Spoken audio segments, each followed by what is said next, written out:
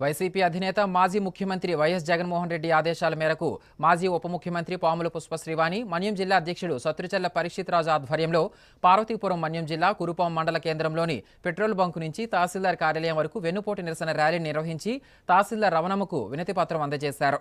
ఈ కార్యక్రమానికి ముఖ్య అతిథిగా విచ్చేసిన వైసీపీ అరకు పార్లమెంట్ నియోజకవర్గ పరిశీలకుడు బొడ్డేటి ప్రసాద్ మాట్లాడుతూ గత ఎన్నికల్లో సూపర్ 6 పథకాలు అమలు చేస్తామని ప్రజలకు మాయమాటలు చెప్పి కూటమి ప్రభుత్వం అధికారంలోకి వచ్చిందన్నారు. జూన్ 4వ తేదీన కూటమి ప్రభుత్వం ఏర్పడి సంవత్సరమైన ఇచ్చిన హామీలపై మాట తప్పిందని ఆరోపించారు. తక్షణమే ప్రజలకు ఇచ్చిన హామీలను నెరవేర్చాలని డిమాండ్ చేశారు.